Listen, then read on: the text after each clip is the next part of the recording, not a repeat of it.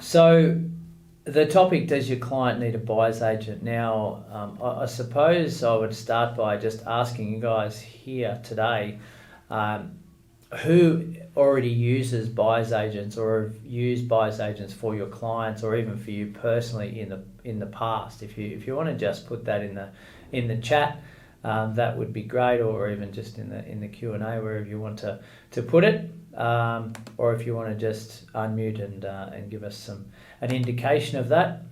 So Alex says yes, Liz says never. Okay, good. Yep, so a bit of a mix of both.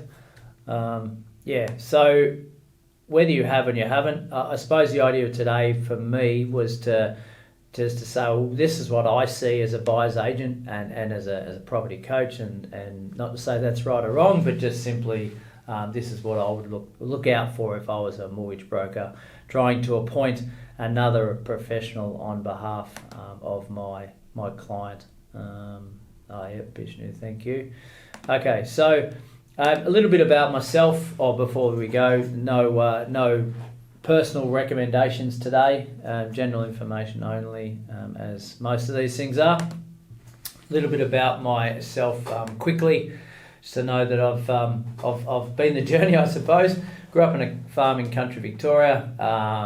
Parents obviously running that farm, long hours, no money talk. So the money wasn't discussed at the table, and as a result, we had to go and learn our way through life and probably waste a bit of it early on when we started trading our time for money, myself and my two siblings.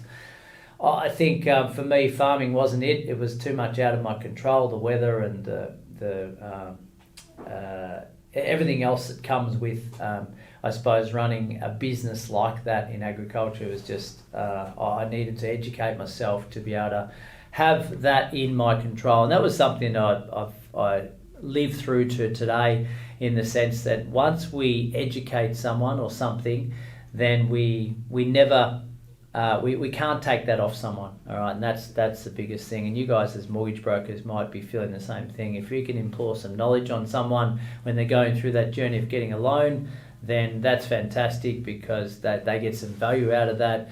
You feel good about imploring your knowledge and your experience onto them, but they benefit from that. Early on, I definitely had a passion for educating and motivating people. It started off in the teaching side of things at primary school, then high school level, and very much AFL coaching was a passion, and then that took us to personal training and indeed property, as it looks like today. So I've been doing some property coaching and buyer's agent work for pretty much the last 10 years or so. So I had a rent vesting strategy. Property was my number one passion outside of sport. So from the age of 21, when I first bought my property, it made sense to me, the bricks and mortar. I could see it, touch it, feel it, and I wasn't fussed about living in my own home. So away I went on this rent vesting strategy. My uncle first introduced me to it. He was a bank manager and just mentioned, well, you don't have to live in your own home. You can have some flexibility and go and buy anywhere you want around the country. And I'll talk about that later as to how that's a trend that's becoming pretty much the norm. Education back then, in the 90s, early 2000s, was books, workshops and people. So I went to all the workshops, all the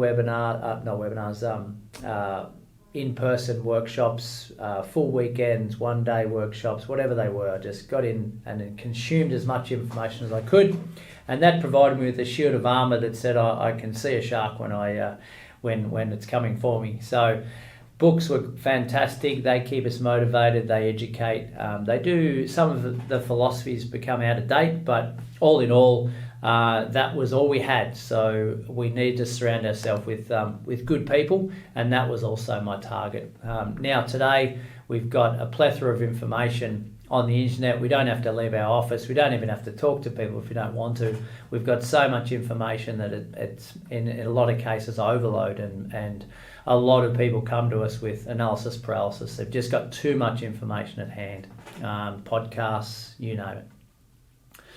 Portfolio of over 6 million, almost 25 years of real estate investing. I don't say that to gloat. It's more a case of, well, it's a long-term game, and I practice what I preach. I absolutely love buying real estate personally, and I love helping others do the same because I know what it's done for me and my family, and I know what it has done to others as well, in a positive manner. So that's just a key criteria when I am choosing an expert in any part of my life. I want to see experience. I want to see them having got their hands dirty to the point where they can employ some knowledge and fast track that onto someone else. At the minute, a co-host of a podcast called My Millennial Money and My Millennial Property. You may have heard of them. If not, check them out on all good podcast forums. And I run both our property coaching side of things, which is Solvere, and our buyer's agent group called Envisage Property.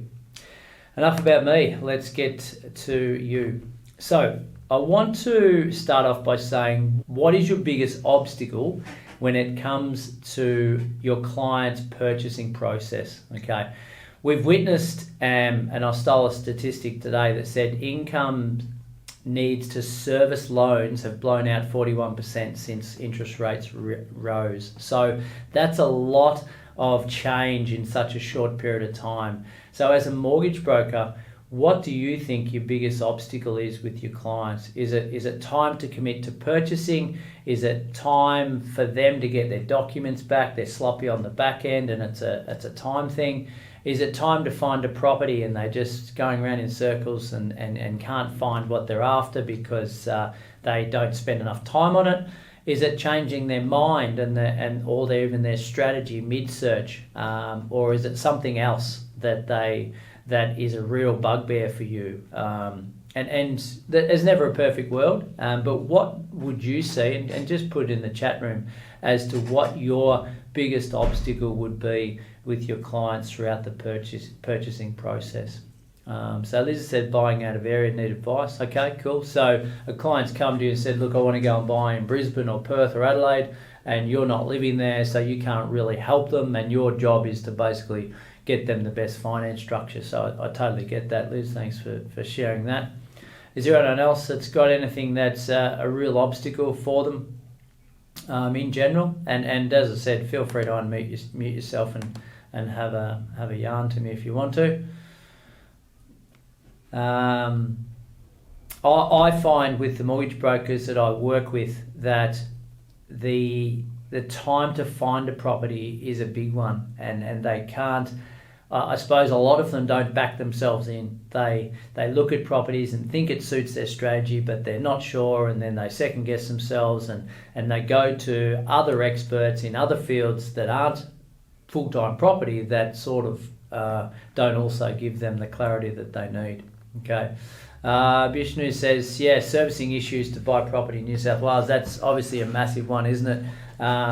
Given the property prices, but also the lack of servicing because the interest rates have risen, and indeed the cost of living has risen as well, to the point where finding a deposit is absolutely hard.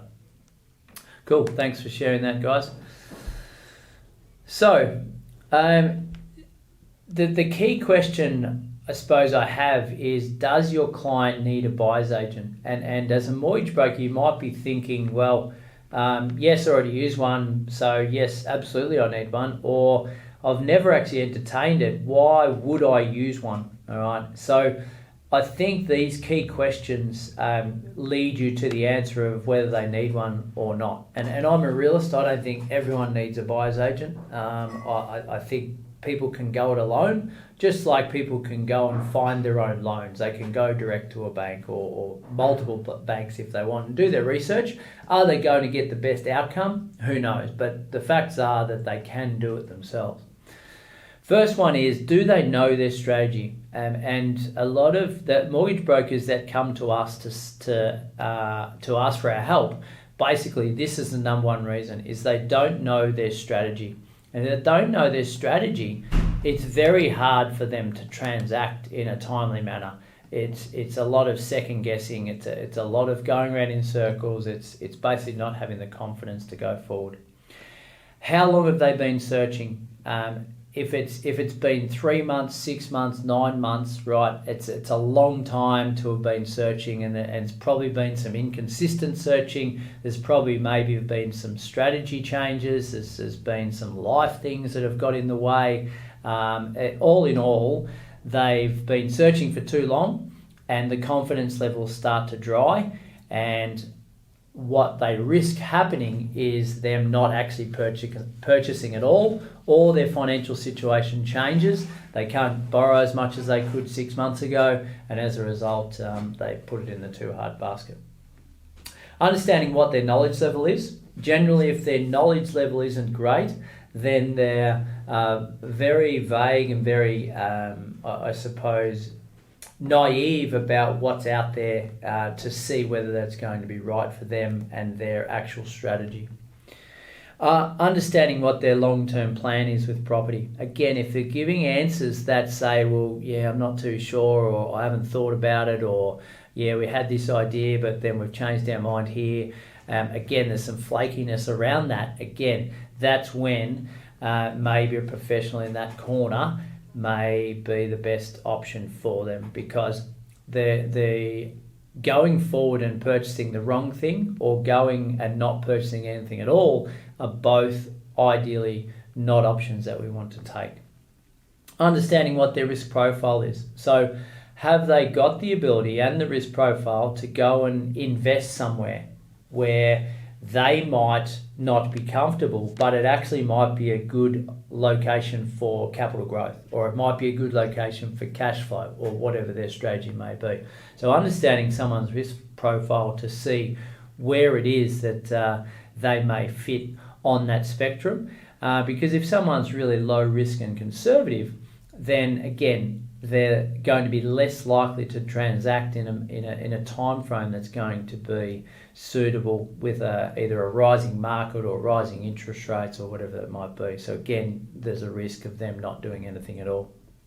And then the last one I would ask is how much time do they have up their sleeve? How much time do they have to dedicate to this search versus a buyer's agent that's working pretty much all day, every day, to find property for clients, right? If they're just having a couple of hours on a Saturday morning, and then they reassess it during the week, and then another couple of hours on the next following weekend, then there's a good chance that they're not getting the best outcome for themselves there. Okay, so they're the key questions that I would ask if I was assessing a client as to whether I think that they need a buyer's agent or not. So if the answer is, well, yes, it's clear that they need some external help, because as mortgage brokers, we want to focus on the things that we do best, and then outsource the acquisition side of things.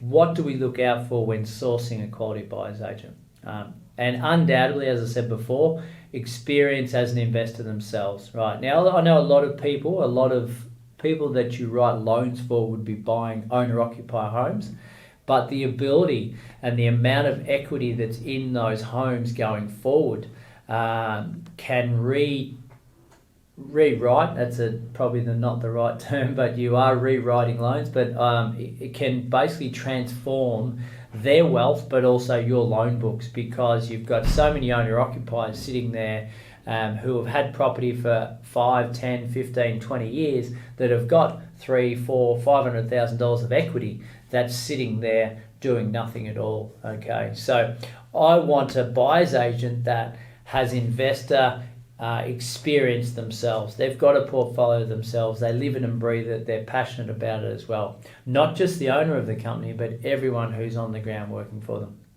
You want someone that's got quick response time, just like in your businesses. I'm sure as mortgage brokers, we get a lead or an inquiry through where we're swinging around and getting in contact them. You might have a 12-hour, you might have an 8-hour, you might have a 24-hour response time, but you want to know that they're following up on communication right through this from start to finish, which relates to the next one.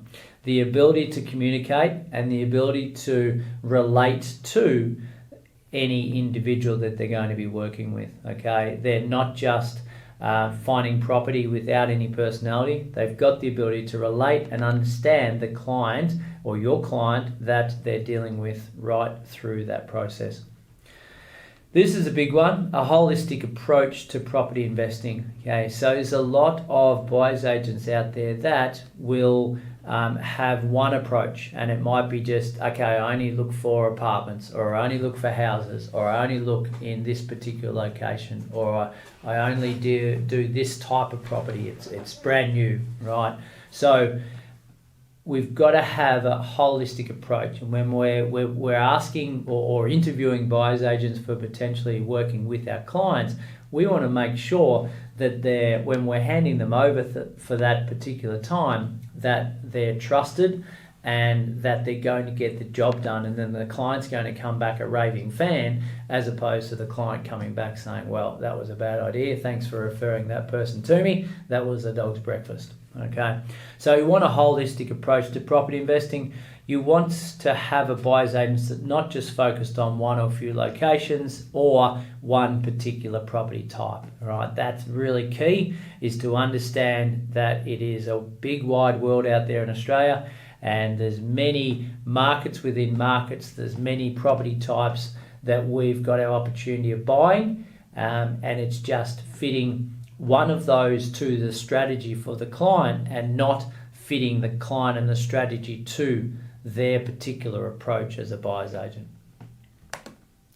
As I said, feel free to jump in and ask any questions if you need to while we're on that particular topic at any one time. What should you expect from a quality buyer's agent? Well, the number one for me is transparency.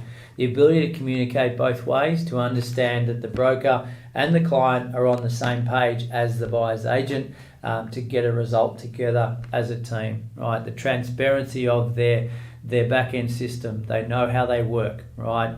And we know that if we're relating to the client, the same thing's happening from a buyer's agent point of view. The ability to source off-market or at least pre-market properties or opportunities, right? You should be having good relations over the journey with real estate agents in the area or any key people that can find property for you. You need to have that time in the game to be able to have those type of people, to be able to get opportunities that the average person spending a couple of hours on a Saturday is just not able to get, right? Now, it doesn't mean they're going to guarantee a discount. It just gives you a better chance of securing a better property at a price that you want to pay for it, not what the agent thinks it's worth, or even in sometimes the vendor, because there's so many people pushing the price of that property up. You want a buyer's agent that designs a strategy to purchase that aligns with the long-term goals of the client. And I'm sure you guys as buyer's agents are very much hands-on when it comes to, right, let's write you a loan, here's your borrowing capacity, here's what you've got as a deposit, here's what your LVR is going to be, here's what your interest rate, here's our recommended banks, etc. But what do you want to achieve long term? What do we want in 5 years, 10 years, 20 years? Now, it might not be a full goal and habit setting session, but definitely understanding that the buyer's agent should be going longer term to know that, okay, in 3 years' time, they want to purchase their principal place of residence, or they want to upgrade to another principal place in a few years, or they want to build a property portfolio over the next 10 years. Okay, having those key conversations is absolutely a prerequisite, because that ensures that the strategy for this purchase right now is going to be clear and concise. And you want an end-to-end product. You want to start to finish that starts with cash flow understanding, goal setting, strategy, searching for property, negotiating for the on the price, securing the property, and then in investment point of view, getting it tenanted, building and pest inspections, conveyancer, looking over contracts, and then finally getting it tenanted, and then understanding the cash flow of what that property is going to look like for the next 12 months, 2 years, 3 years, etc. Okay, very, very important that it's an end-to-end product and not just here's the property, see you later. And then the final one is registration of some description with in New South Wales. It's Real Estate Institute in New South Wales. I'd encourage. PIPA's an industry body that I'd also see as an accreditation. Membership, absolutely, or something that's very similar to that. There's a few out there in real estate land, but they're probably the two common ones that you would look for that a buyer's agent would have some registration with. So what type of buyer's agents are right for you or right for your client, I should say? I'm a firm believer of attracting who you are. So if you're positive, outgoing, good personality, confident, knowledgeable, educated, you're going to attract something of a bit of a prototype there. But in saying that, you should be able to have a buyer's agent that can relate to any personality or individual, right? Someone might be a bit quirky, or some might be just specialising working with males and not females, or vice versa, right? That stuff, we need to be able to be transparent enough to be able to say, look, anyone who comes through the door, I've got the ability to relate with and understand who that person is to be able to get the best outcome for them, because sometimes, and I've had feedback from clients that have come to me and saying, look, I've used a buyer's agent, I've made $150,000 out of this property, but I wouldn't go back to them because I didn't like the process. I didn't feel as though that I was getting educated, or I didn't feel as though I had the care factor about it. Okay, so the buyer's agents made this person money, but they still weren't happy, right? So understanding what does the client want out of that relationship is really key. You definitely don't want someone pushy to get a quick result, which unfortunately does happen out there. And similar to mortgage broking, the qualifications required to get into the industry, I think, are definitely below par. Like, I'm a qualified mortgage broker and a qualified real estate agent, and I got them both done within about 3 months, right? Now, obviously you need to be time in the industry to be fully accredited, to be able to run your own business and all those sort of things. But the prerequisite to get in is extremely low in my books. There's no 4-year apprenticeship like you do with a lot of trades or university degrees or anything like that. So as a result, we might get someone coming into the industry just there to make money, right? Now, yes, it's a commercial world we live in. It's great to earn some money and feel good about that result, but not at the expense of just getting a quick result for a client. And then the last one is having the ability to source property across multiple states and locations. So again, I mentioned it before, a holistic approach to investing, okay? And I think that's really key.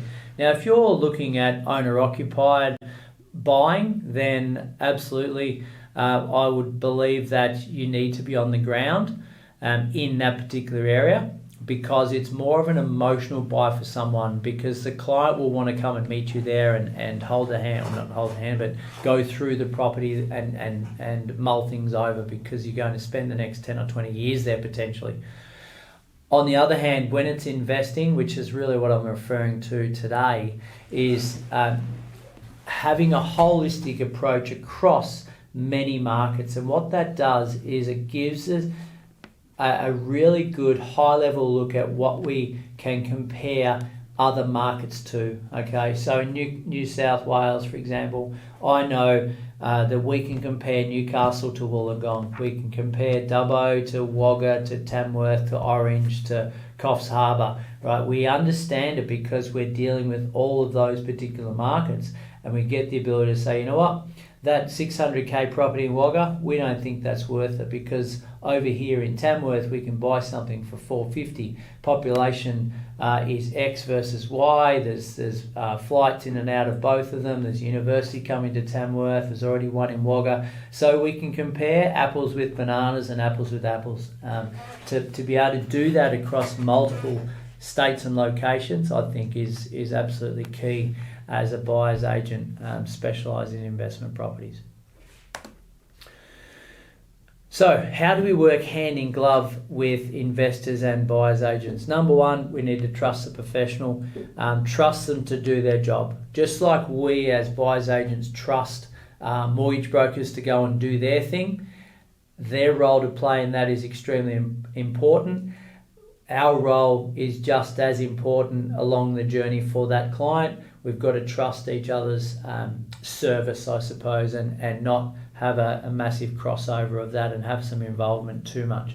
Be transparent around the process. Understand we're all on the same page, whether that be through email, phone, in person, whatever works, but be transparent across investor and buyer's agent.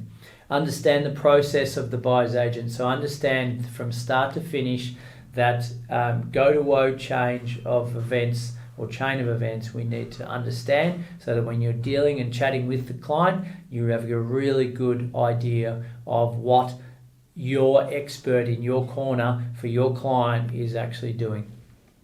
And they're your friend, not your foe. Okay, now that might be an obvious one, but they're working in conjunction with you to get a result so that your client gets the best outcome possible, which is the way for all professionals that they're engaging along the journey, and understand that we're all there to basically have that number one outcome. And that's not a bad question for the buyer's agent, is to ask them, well, what's your number one outcome for the client? And hopefully they'd be saying yes, to make sure that the client's happy, number one. All right, so why good buyer's agents will make your loan approvals book for you. Now, the question of how many clients do you think, and you can answer this in the chat, how many clients do you think may have slipped through the cracks and their pre-approvals run out and they might have lost some confidence and the momentum to purchase over the journey? And some of you might have been running businesses for 10, 15, 20 years. Some of you might only be a couple of years in. But how many clients do you think have not purchased and as a result not taken on any loans as a result of their pre-approval running out? Let's just get an idea of that if you can in the chat, or just some commentary on that would be appreciated. So while you're doing that, I think the key is when you've got a BA in your corner, that they're proactive, they're motivated for you and motivated for your client to get an outcome, because they're just basically there to do that one job. They're looking at it daily, like I mentioned before. They're keeping the client accountable, which is extremely important, because the client can be off doing their own thing, going to search, and they can lose momentum on a daily, weekly level. And as a result, they've fallen off the wagon and don't proceed. And then they're a professional as a conduit, right? So they're sitting there knowing that they're in between you and the client. The mortgage broker client and BA are working in tandem, okay? Liz said no, just servicing, stopping other clients from purchasing. Yep, okay, so the servicing has dropped. Absolutely it has, which means what we could purchase 6 months ago, 12 months ago, 2 years ago is very much a lot less than what it was, right? So we've had clients that have started at 800 and they've come back down to 600 or 550, okay? So what we've had to do is alter the strategy. Does that mean their long-term wealth creation plan needs to change? Absolutely not. It just simply means that we're changing the landscape of the strategy, because there's more than one good property out there in the world, and there's more than one good strategy as well. Okay, so understanding all of those things, right? So the way to make sure that those loan pre-approvals are going through to purchase is to roll with the punches, is to know, right, this is the pre-approval amount we've got this window, and at the end of this window, if that stops, we're going to have to re-look at your situation, and you may not be able to purchase what you want for that price, so the strategy needs to change. If there's no one in the middle doing that with them because they don't understand the property markets, then it makes it very hard for the client to continue and be confident about that. So, property coaching versus buyer's agent. I wanted to give, I suppose, a summary of this because here we do both. And I first started out property coaching because that's what I was passionate about and still am passionate about today. I've got an online coaching program for clients that don't even need to come in contact with us. It's just module after module versus the one-on-one where they sit down and have personalised one-on-one meetings throughout the 12-month period. What's the difference? And you might hear property coach being bandied around. Buyer's agent's probably the more of the common one, or buyer's advocate, same thing. One educates, the other finds property. So someone that would come into that property coaching realm is someone that says, right, I want to learn it all so I can go and do it myself, right? Something about teaching a person to fish, right? Feeds them for a lifetime. So that's what our property coaching service does, and any property coaches out there should be doing that. They're teaching them to fish so that they can fish for the rest of their life. Find out who wants to do it for themselves from our point of view, but fast track their knowledge versus who wants to do it for, who wants us to do it for them, right? And there's a very big difference. And I was naive in the beginning when I first started coaching in property, and I thought, why wouldn't anyone want to learn that? Okay, but the facts are that not everyone's as passionate about property as I am. Not everyone has the time to be able to dedicate to that or the interest levels and a whole range of reasons. So in the end, they say, look, go and do it for me. And definitely the new generations coming through are very much, okay, I appreciate professionals. You go and do that. I'll continue being an engineer or a nurse or a teacher or a doctor, whatever it might be. Okay. So I just wanted to clarify the property coaching versus buyer's agent, because if someone says they're a property coach and sourcing property for you, they're actually a buyer's agent. Okay, a property coach should be teaching you how to do something, and then you go and do it, and you've got action steps and a procedure or a system. How we find the right properties for our clients, and this has been developed over years and years of trialing, both from my own portfolio, but also with clients that we've been dealing with, repeated clients over the journey. So we need to first of all understand their goals. As a buyer's agent, we need to understand their goals short and long term. I've spoken about that.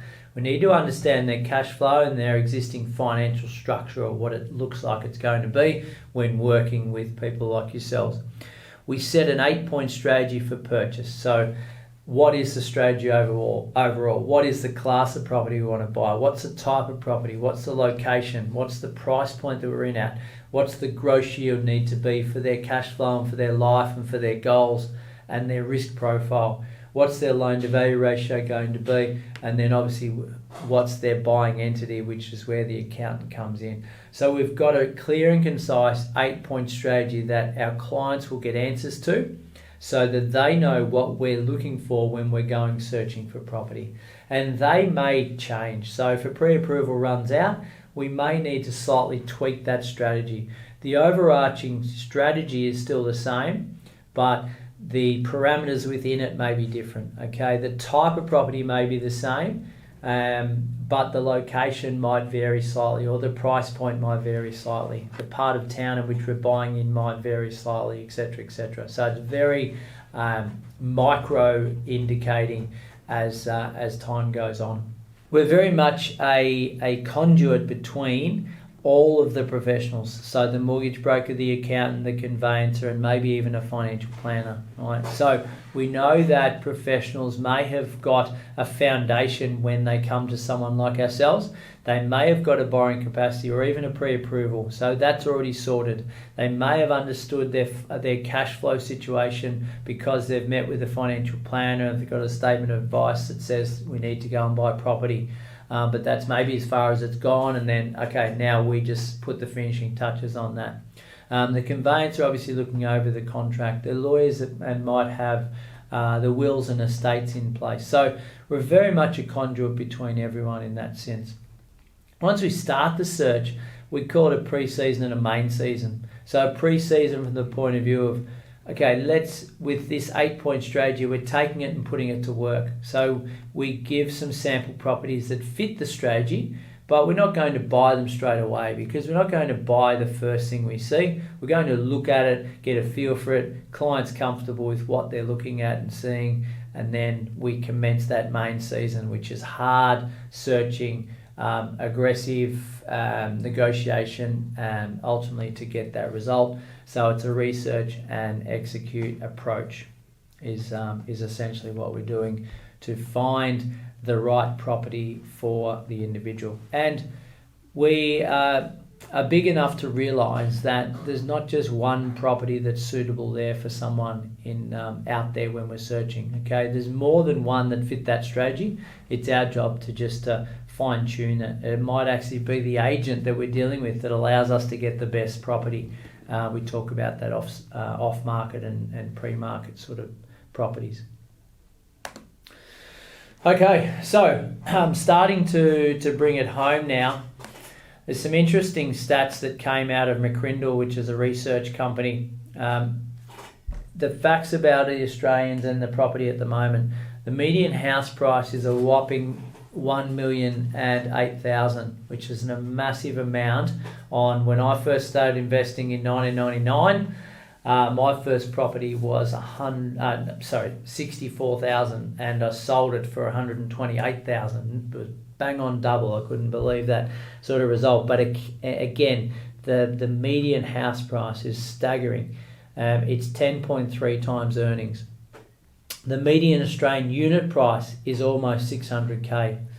Sydney and Melbourne now unaffordable for many of the next generation. So that 18 to 44 group, which I'll break down in a moment, very much unaffordable. So if you're a mortgage broker in Melbourne, Sydney, and soon to be really Brisbane and Canberra, it's unaffordable for someone to buy their own home. Liz, yes, we will supply the slides to you, absolutely. Gen X, which is our 35 to 44, I just squeeze out of that unfortunately. Their average household income is nearly 150,000. Okay, only the Gen X is actually higher. Right, now that's a pretty high income level. So the servicing is there. Why aren't they buying property? Well, I'll show you in a minute, but Gen Y, 25 to 34, the average household income is still nice and high at just under 130. So there's some good incomes coming into people's lives. And yes, the cost of living has increased, and the cost of trying to rent something and save for a deposit is absolutely hard. But there's a massive change sweeping through the country right now, and it's basically here to stay, in the sense that rent vesting is going to be the norm. Like London and New York has been the norm for years, right? The landscape has changed.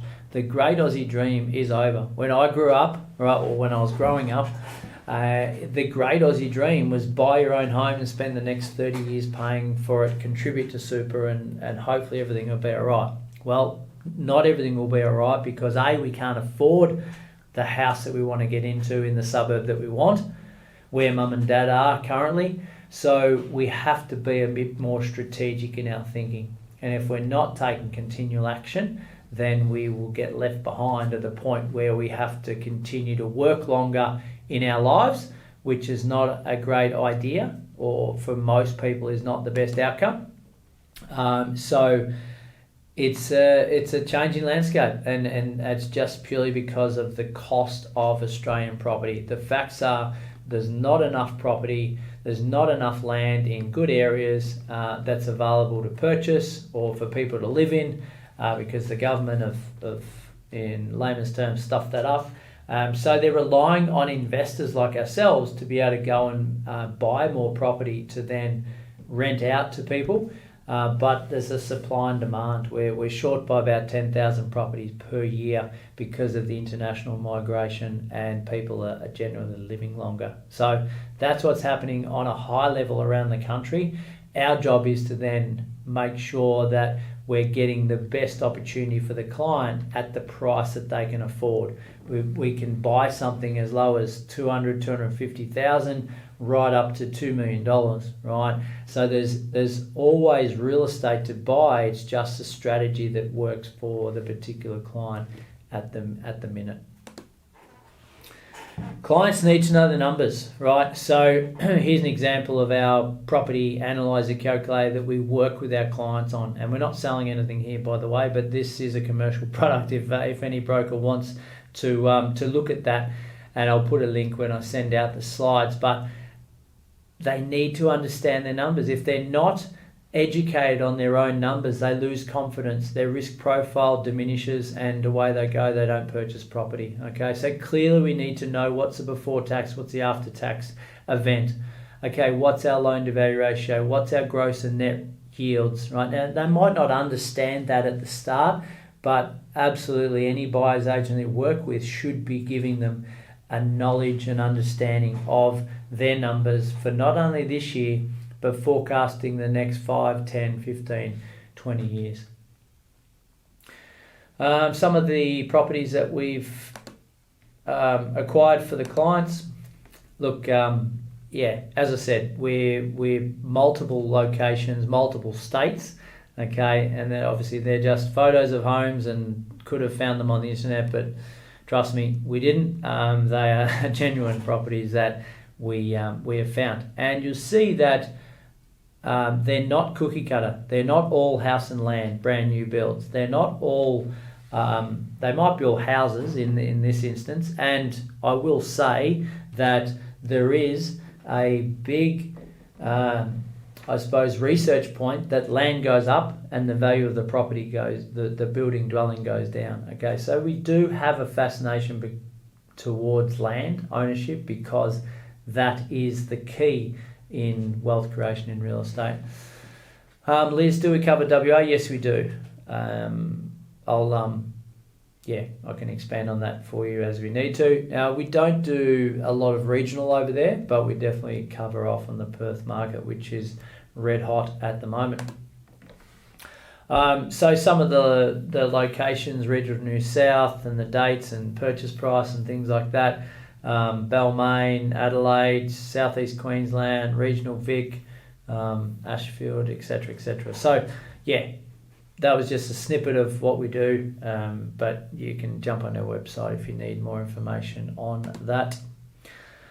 Google reviews, again, you can check Google for any of that, but yeah, it's obviously those who think that we're worth our salt like to review. That's the facts of any business, isn't it?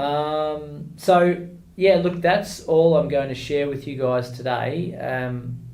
Hopefully you've taken a couple of things from that. If you haven't, that's fine as well. It didn't cost anything other than your time.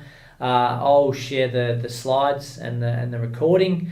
If you want some information about the calculator, that's fine. My purpose wasn't to come here and flog my calculator, that's for sure. Liz, do you disclose fees at all? And yeah, as I said, I'm going to go into some Q&A now, so if you want to unmute and ask a question or just put it in there, then that's fine. Absolutely, we disclose fees. We've got 2 packages, so you can jump on to the Solvere Wealth is our coaching, and Envisage Property is our buyer's agent service. So we have 2 packages with Envisage. First one is 7,500 and the package 2 is 13k. So we have a fixed fee. We don't believe in the 2% model. We believe we're going to put the same amount of work in regardless of the price that we're paying for that property. Does that clear that up, Liz? So yeah, my details are in that previous slide. Has anyone got any other questions before we sort of round this out? And give me some feedback. I've got thick skin. Did you get anything from it? You're still here, or you might be just doing some other work while you got me in the background, but has anyone get something from it? What else do mortgage brokers want to find out about in property world? Yep, thanks, Liz. Great. There's a full strategy. Yeah, absolutely. And I think so there should be. If we're just leading to one location and a cookie cutter yield and a cookie cutter type of property, then yeah, it's probably not the holistic approach that we're after. Yeah. All right. Well, I'm going to stop my sharing. Has no other questions? We all good? Oh, that hasn't stopped. In any case, okay. So I'm going to leave it there. If there's anything else, you've got my details now. You've got my website to jump onto. Have a squiz at that. Hope you've found that beneficial. And if there's any way we can help in the future, then just yell out. Thanks, guys. Enjoy your day.